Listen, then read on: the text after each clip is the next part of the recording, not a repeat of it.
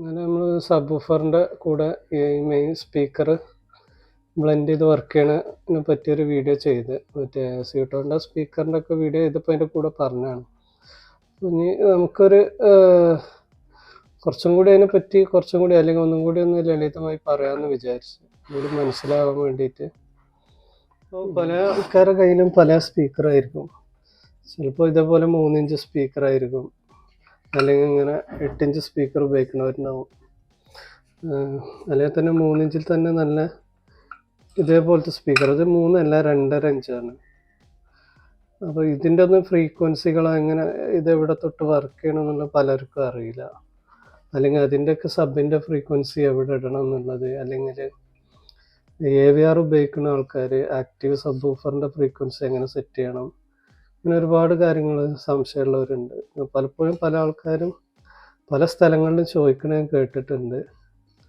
അപ്പോൾ എന്നോട് തന്നെ ഒരുപാട് ആൾക്കാർ ചോദിക്കലുണ്ട്. അപ്പോൾ ഏകദേശം ഒരു കുറഞ്ഞ രീതി മനസ്സിലാവുന്ന രീതിയിൽ അത് ഒന്ന് വിശദീകരിക്കുക എന്നുള്ള ഉദ്ദേശമാണ്. ഇപ്പോൾ നമുക്ക് ഇപ്പോൾ നിങ്ങളുടെ കയ്യിൽ ഈ ഇതേപോലത്തെ 3 ഇഞ്ച് സ്പീക്കറാണ് കൂട്ടിക്കോളി. ഇതെങ്ങനെയായാലും ഒരു 200 ഹെർട്സിൻ്റെ മുകൾക്കേ വർക്ക് ചെയ്യുള്ളൂ. അപ്പോൾ നമ്മുടെ സബ് വൂഫറിൻ്റെ ക്രോസ് ഓവറിൻ്റെ, അപ്പോൾ നമ്മളൊരു ക്രോസ് ഓവർ, ഒരു ആക്റ്റീവ് ക്രോസ് ഓവർ, അതിൻ്റെ നോബ് ഇതപ്പോൾ എനിക്ക് കാണിച്ചു തരാനുള്ളത്. അപ്പോൾ ഇത് കിട്ടുന്നുള്ളൂ കേട്ടോ.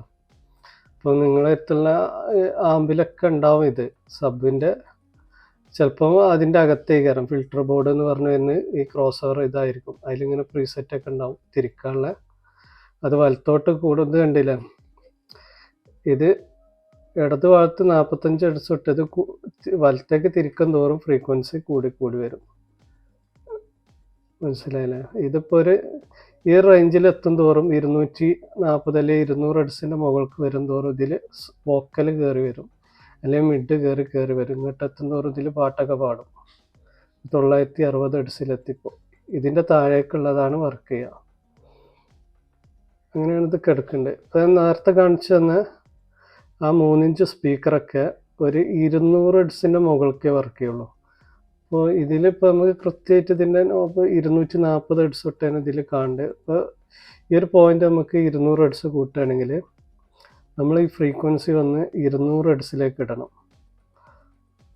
200 ഹെർട്സിലേക്ക് ഇടുമ്പോൾ നമ്മുടെ സ്പീക്കർ വർക്ക് ചെയ്യുക ഇവിടുന്ന് മുകളിലോട്ടായിരിക്കും. അപ്പോൾ അതിൻ്റെ താഴോട്ടുള്ളത് ഈ സബ് വൂഫറിലൂടെ കേൾക്കും. അപ്പോൾ നമ്മൾ ഈ 3 ഇഞ്ചിൽ 200 ഹെർട്സ് ഇട്ട് വർക്ക് ചെയ്യും മുകൾക്ക്.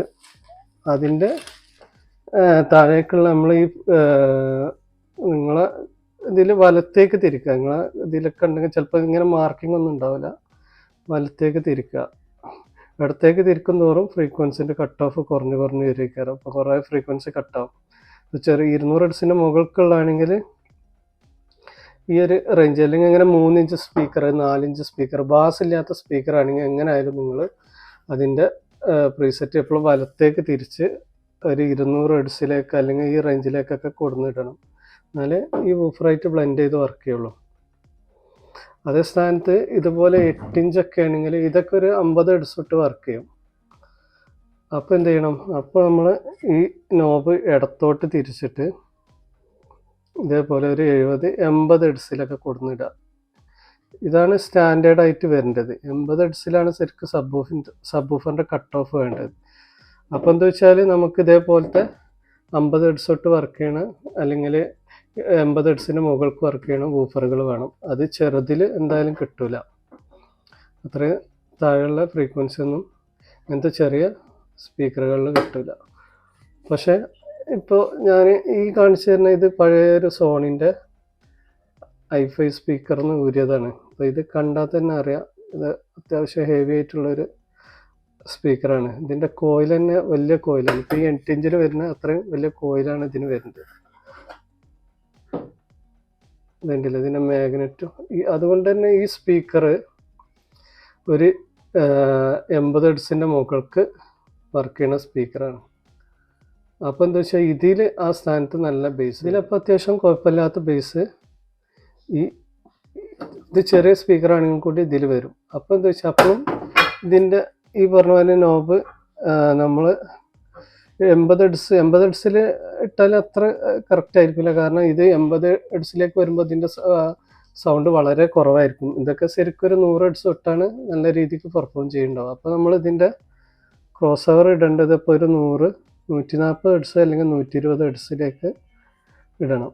അപ്പോഴേ ഇത് കൈകാര്യം ചെയ്യാൻ കഴിയാത്ത ഫ്രീക്വൻസി നല്ല രീതിയിൽ സബ് വൂഫറിലൂടെ കേൾക്കുള്ളൂ.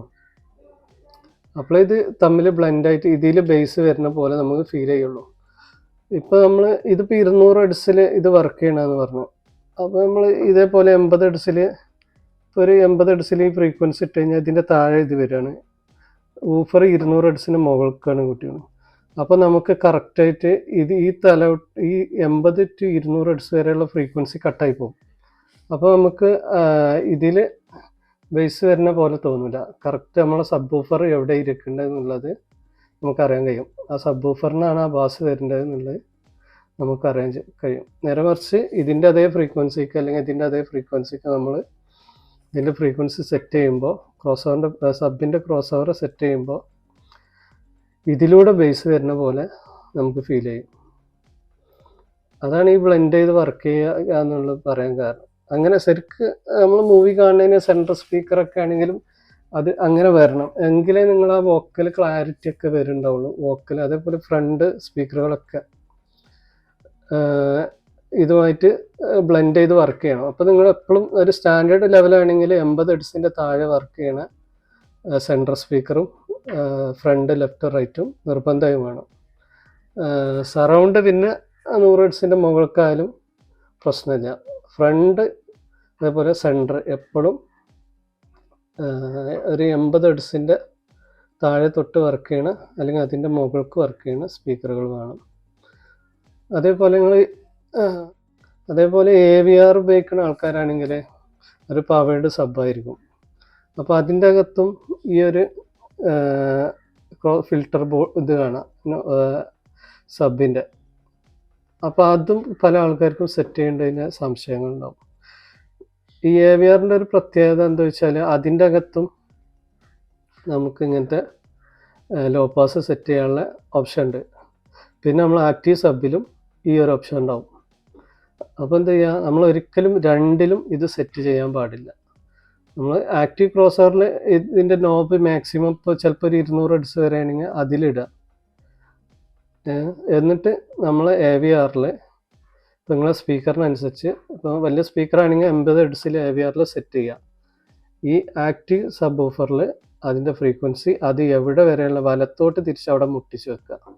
അല്ലെങ്കിൽ അത് ഡയറക്റ്റായിട്ട് ഇതിൽ വർക്ക് ചെയ്യാനുള്ള ഓപ്ഷൻ ഉണ്ടെങ്കിൽ അങ്ങനെ സ്വിച്ചിങ് ഉണ്ടെങ്കിൽ അത് ചെയ്യുക. അല്ലെങ്കിൽ ഇത് മാക്സിമം കൂട്ടി വെക്കുക. ഒരിക്കലും ഇതും 80 ഹെർട്സിൽ ഇടുക, അതേപോലെ AVRൽ 80 ഹെർട്സിൽ ഇട്ട് അങ്ങനെ വർക്ക് ചെയ്യരുത്.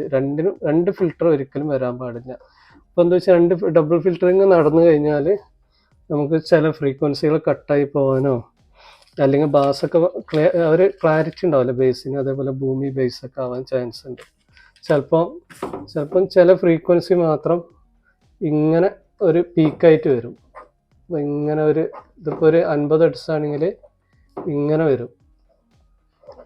അപ്പോൾ ഇങ്ങനെ കുറേ പ്രശ്നങ്ങളുണ്ടാകും. ബാക്കി ഇവിടെ നിന്നായിരിക്കും സ്പീക്കർ വർക്ക് ചെയ്യുക. ഡബിൾ ഫിൽറ്റർ വരുമ്പോൾ ഇതിൻ്റെ ഇടയിലുള്ള ഈ ഫ്രീക്വൻസികളൊക്കെ കട്ടായി പോകാൻ ചാൻസ് ഉണ്ട്. അപ്പോൾ നമുക്ക് ബേസ് ക്ലാരിറ്റി ഉണ്ടാവില്ല, സൗണ്ട് ക്വാളിറ്റി പ്രശ്നം ഉണ്ടാവും, ബേസൊക്കെ ഭൂമിയായിട്ടുള്ള ബേസ് ഉണ്ടാവും. ചിലപ്പം ചില ഫ്രീക്വൻസി പീക്കായിട്ട് ഭയങ്കര ഇങ്ങനെ ഒരു ഇതിലൊക്കെ വർക്ക് ചെയ്യാൻ ചാൻസ് ഉണ്ട്. ചിലപ്പം ഒരു 60 ഹെർട്സൊക്കെ അത് മാത്രമായിട്ട് കേൾക്കാൻ ചാൻസ് ഉണ്ട്. അതിൻ്റെ ബാക്കിയൊക്കെ ഇവിടെയുള്ള ഈ ഫ്രീക്വൻസികളൊക്കെ കട്ടായി പോകാൻ ചാൻസ് ഉണ്ട് ഡബിൾ ഫിൽറ്ററിങ് വരുമ്പോൾ. അപ്പോൾ എപ്പോഴും ഒന്നുകിൽ AVRൽ മാത്രം സെറ്റ് ചെയ്യുക, അല്ലെങ്കിൽ നമ്മൾ പവേർഡ് ആക്റ്റീവ് സബിൽ മാത്രം ഫ്രീക്വൻസി സെറ്റ് ചെയ്യുക. അധികം AVRൽ സെറ്റ് ചെയ്താൽ മതി. മറ്റേൽ നമ്മൾ AVRൽ സെറ്റ് ചെയ്യണേക്കാളും കൂടുതൽ ഇടുക, അതിൽ കുറവ് ഒരിക്കലും വരരുത്. അല്ലെങ്കിൽ AVRൽ ഒഴിവാക്കിയിട്ട് ആക്റ്റീവിൽ ഇതിൽ ചെയ്യാം. പിന്നെ നമ്മുടെ കയ്യിൽ അപ്പോൾ ഈ ഫ്രീക്വൻസി എവിടെ സെറ്റ് ചെയ്യേണ്ടത് പലപ്പോഴും ഡൗട്ടുള്ളതുകൊണ്ട് ഇപ്പോൾ ഈ ഏറ്റവും സിമ്പിളായിട്ട് നമ്മൾ മനസ്സിലാക്കേണ്ടത് ഇങ്ങനത്തെ ചെറിയ സ്പീക്കറുകൾ അല്ലെങ്കിൽ 4 ഇഞ്ച് സ്പീക്കറൊക്കെ എങ്ങനെയായാലും 200 ഹെർട്സിൻ്റെ മുകൾക്ക് അല്ലെങ്കിൽ 150 ഹെർട്സിൻ്റെ മുകൾക്ക് അത് വർക്ക് ചെയ്യുന്നുള്ളത് നമ്മൾ മനസ്സിലാക്കിയാൽ മതി. പിന്നെ 8 ഇഞ്ച് സ്പീക്കറുകൾ അല്ലെങ്കിൽ ഒരു 5.25 ഇഞ്ച് തൊട്ട് മുകൾക്കുള്ളത് 6 ഇഞ്ച്. ഇപ്പോൾ ഡൂഗി സൗണ്ടിൻ്റെ ഒക്കെ അധിക സ്പീക്കറുകളും ഒരു 50 ഹെർട്സിൻ്റെ മുകൾക്ക് വർക്ക് ചെയ്യും, അല്ലെങ്കിൽ 80 ഹെർട്സിൻ്റെ മുകൾക്ക് വർക്ക് ചെയ്യും.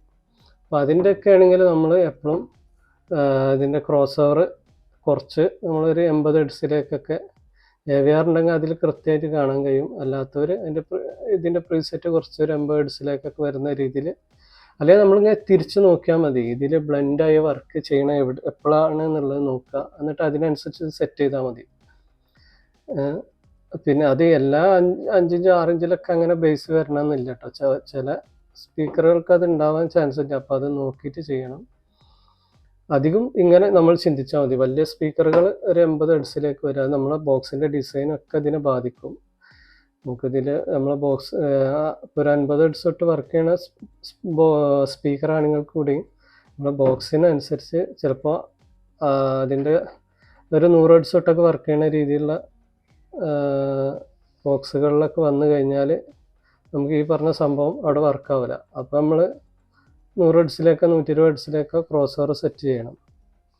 ഏറ്റവും ലളിതമായിട്ട് ഇതാണ്. 3 ഇഞ്ച് സ്പീക്കറൊക്കെ ആണെങ്കിൽ നിങ്ങൾ ഒരു 200 ഹെർട്സിലേക്ക് സെറ്റ് ചെയ്യുക, അല്ലെങ്കിൽ ഒരു വോക്കൽ വരുന്ന രീതിക്ക് സെറ്റ് ചെയ്യണം. അപ്പോൾ ഇതിൽ വരാത്ത ബേസ് വോക്കലൊക്കെ സബ്വൂഫറിലൂടെ നമുക്ക് ഇതുമായി ചേർന്ന് ബ്ലെൻഡായി വർക്ക് ചെയ്യുള്ളൂ. അപ്പോൾ നമുക്ക് ആ ബേസ് സബ്ബിൽ വന്നാലും നമുക്ക് ഇതിൽ നിന്നാണ് ആ ബാസ് വോയിസ് വരുന്നതെന്ന് തോന്നും. നല്ലൊരു ഇപ്പോൾ യേശുദാസിനൊക്കെ പറഞ്ഞ പോലെ ആ ഒരു സൗണ്ടൊക്കെ ഇതിലൂടെ ബേസ് കനത്തിൽ വരും. അപ്പോൾ എന്താ വെച്ചാൽ ഈ സബ്വൂഫറിൽ ബേസ് വരുന്ന രീതി, അല്ലെങ്കിൽ വോക്കൽ വരുന്ന രീതിയിൽ, അല്ലെങ്കിൽ ചെറിയൊരു മ്യൂസിക് വരുന്ന രീതിയിൽ ഇതിൻ്റെ പ്രീസെറ്റ് അഡ്ജസ്റ്റ് ചെയ്ത് വെക്കുക.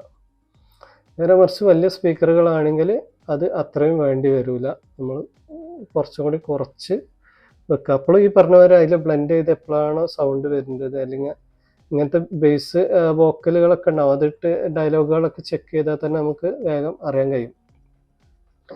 ഈ പ്രീസെറ്റ് ഇങ്ങനെ കുറച്ചിട്ട് പിന്നെ കൂട്ടി നോക്കുക. അല്ലാഞ്ഞാൽ എന്താ ഉണ്ടാവുക, ഇതുമായിട്ട് നമ്മൾ ഇതിൻ്റെ ഫ്രീക്വൻസിയോട് അടുത്തില്ലെങ്കിൽ കറക്റ്റ് സബ്വൂഫറിൽ നിന്ന് വരുന്ന ബേസ് നമുക്കത് ആ സബ് എവിടെയാണോ അത് കറക്റ്റായിട്ട് നമുക്ക് അറിയാൻ കഴിയും. ആ സബ് വർക്ക് ചെയ്യേണ്ടത് ഇവിടെയാണ്, അല്ലെങ്കിൽ ഇന്ന സ്ഥലത്തു നിന്നാണ് സബ് വർക്ക് ചെയ്യേണ്ടത് അറിയാൻ കഴിയും. നേരെ മറിച്ച് ഇതിൻ്റെ ഫ്രീക്വൻസിനോട് നമ്മൾ സബിൻ്റെ ഫ്രീക്വൻസി കറക്റ്റ് ആകുമ്പോൾ ഇതിലൂടെയാണ് നമുക്ക് ബേസ് അറിയാം. അപ്പോൾ സബ്വൂഫർ എവിടെ ഇരിക്കേണ്ടത് നമുക്ക് അറിയാൻ കഴിയില്ല. അതാണ് ഏറ്റവും ലളിതമായിട്ട് ഉള്ളത്.